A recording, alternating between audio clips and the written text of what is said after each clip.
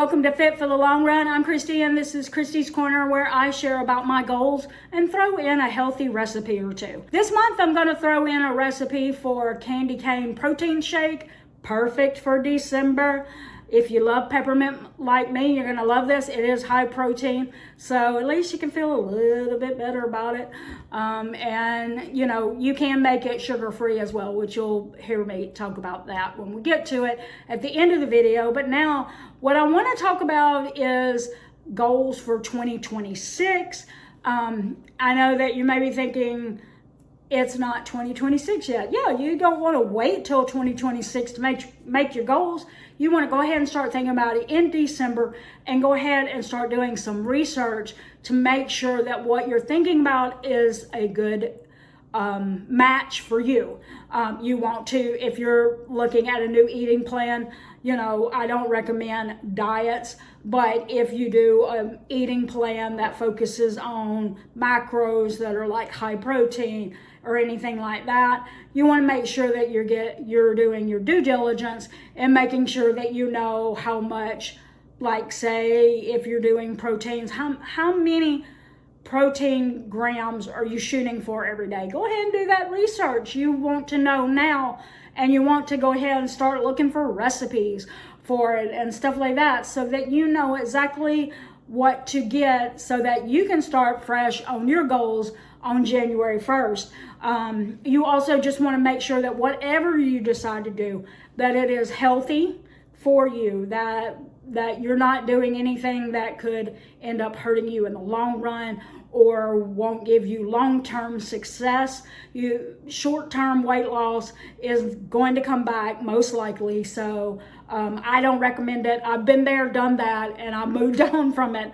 That is always my goal, is to go ahead and do my research and think, what can I do in January that's going to make me feel energetic, that is going to make me feel healthy, is going to make me feel like I've created a habit that will last a lifetime. That is what I'm searching for.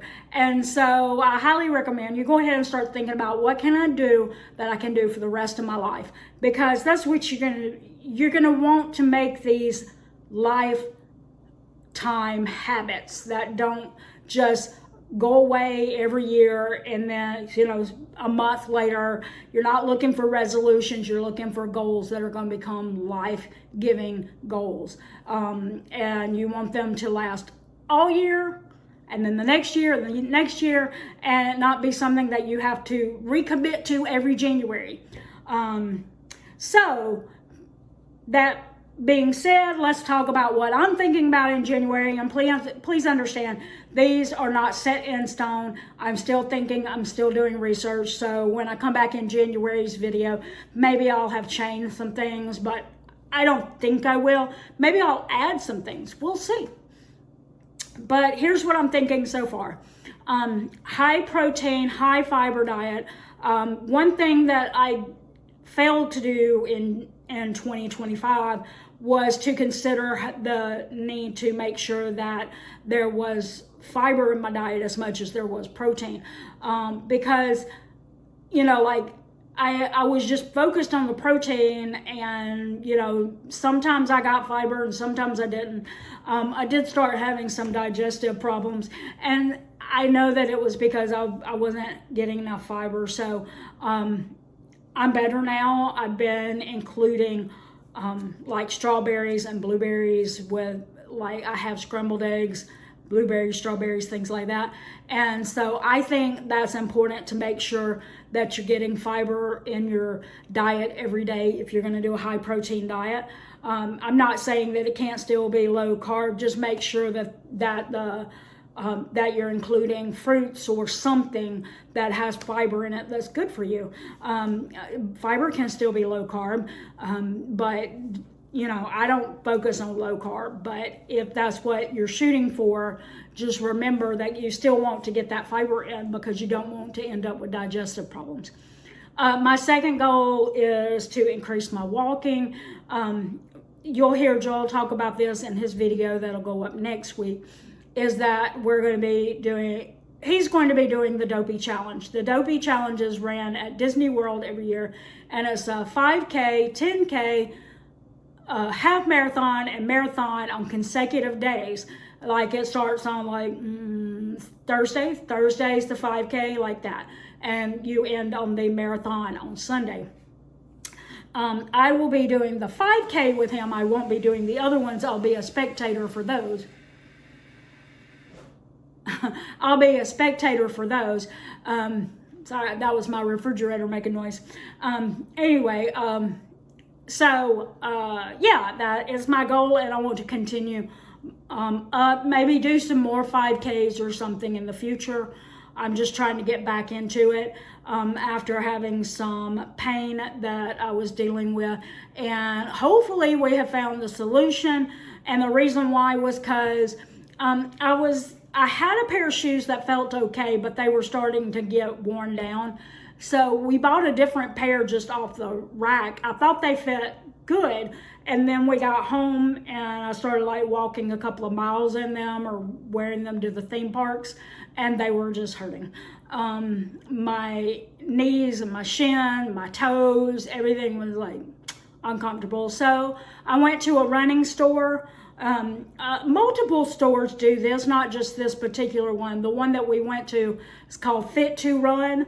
But a lot of them do this. They have you stand on a little platform. They scan the bottom of your feet, and it picks out where your pressure points are. And because of that, then they're able to recommend like the different kinds of shoes that would work best with your feet, where your pressure points are. So we're hoping that now that I have those shoes, which I bought my first pair of Hoka, I think they were on sale. They definitely weren't the most expensive pair they recommended, but hopefully those Hoka shoes will help me, with the pain, especially after I've broken them in. The other shoes, I had them for several months and they were still hurting. So it was like, these should not still be hurting. So anyway, hopefully the Hokas will help and I'll have less pain. If not, I might have to try to get a doctor to give me a referral to a podiatrist or something, because, I can't it's kind of hard to exercise like that if you are dealing with joint pain or knee pain, lower back pain, things like that. If you're doing any of that, be sure to go to a running store and ask them if they have the ability to do a foot scan on you and then recommend shoes. You do not have to buy a pair. They'll let you walk out. But that helps you know whether or not those are a good pair of shoes, if they will work with your feet. My third one is to lift weights, but I do not plan to start until February, just because I don't want to do anything to hurt myself, cause any lower back pain or do too many squats or something like that. But right before the 5K, I want to wait until after the 5K to do that. So that is my goal, to start in February with the lifting weights. I was doing that in 2025, and I stopped when I went to stay with my son and daughter-in-law and our little Minnie, my granddaughter, to help babysit her. And I stayed there for 5 or 6. When I got back, I didn't pick the weights back up. So it was like I forgot the habit. I do plan to get back into that, but I'm waiting till February. I do plan to continue reading books. Every month I read at least one every month, one that's a personal development book 1 month, the next month one that's fictional, that's just fun to read. And I've been doing that, and sometimes I've been doing even more than one. So I do plan to pick that up again as well. A little update on my health. I did, like I said, I was having some digestive issues, and my mother did pass away from gastrointestinal cancer a couple of years ago. So I did get them to give me a referral to a gastrointestinal doctor, and they did a colonoscopy.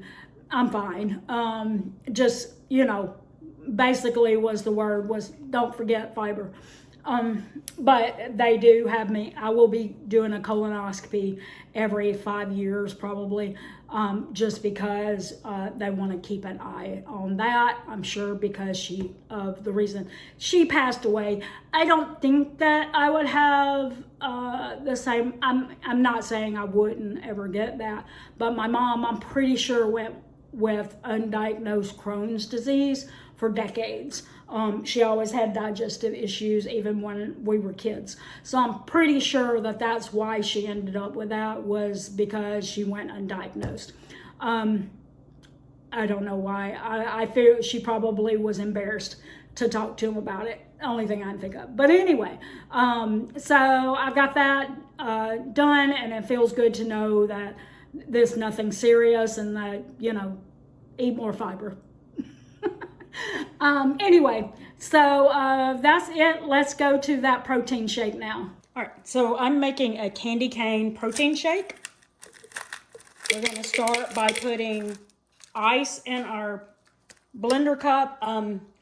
This recipe was written for 2 servings, and is only me drinking it, so I'm dividing it all in half, is what I'm saying. Joel will not eat or drink anything with candy cane in it, so yeah. And we're also going to put yogurt in. It also says to add vanilla extract, but the only yogurt I had was vanilla flavored.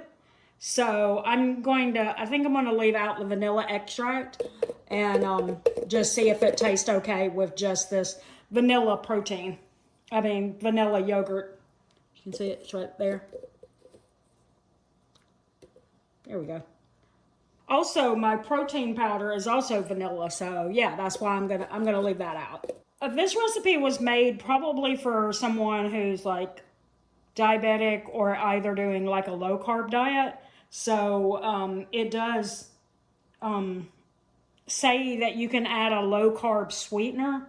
I don't have anything like that really. I mean, I have stevia, so I guess I could put that in there. But what I'm going to do instead is I'm just going to blend it and then taste it. And if I think that I need sweetener, I'll add some then. But if not, I'm just going to leave that out. A lot of times the sweetener in your protein powder and stuff is going to be sweet enough for anything that you're doing. Again, another reason why I think it's either for a low carb person or a diabetic is it says to use sugar-free candy canes. I don't have sugar-free candy canes. I just have regular ones. There might have been some sugar-free in the store, but I didn't even look. I figured a little bit of sugar from the candy canes isn't going to hurt me. So anyway, my protein powder, that was a half a scoop because again, I'm dividing the recipe in half. Now we're putting a little peppermint extract in, and we're going to go very light on it. It says 1/4 teaspoon, but I'm going to put like less than 1/8. Peppermint extract, I'm sure you know, is quite potent and it can really be really strong, which I love peppermint, so I don't have a problem with that. I think that's everything except the milk.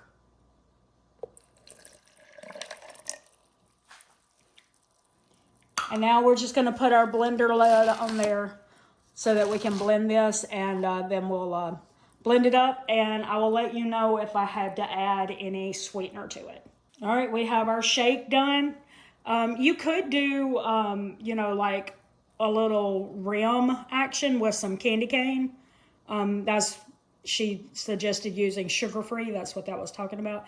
I did attempt it. It did not look cute. Anyway, this looks fine.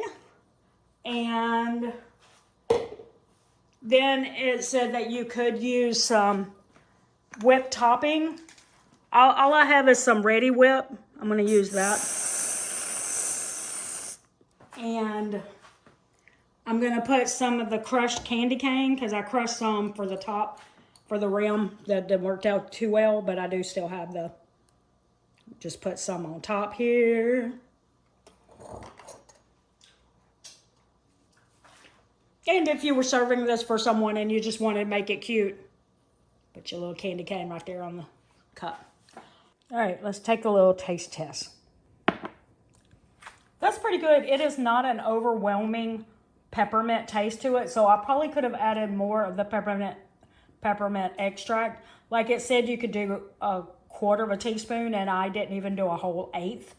So you probably could have added more of that.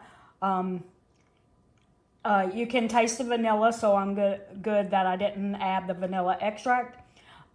Yeah, I think it's great. I would do this, and you get to feel a little bit better about it, especially if you use those sugar-free candy canes, things like that. But it's higher protein, you know, for a shake. And yeah, I think it's great. I would do it. If you love candy cane, give this a try. All right, I hope you enjoyed that recipe. If you love peppermint as much as I do, this one is for you.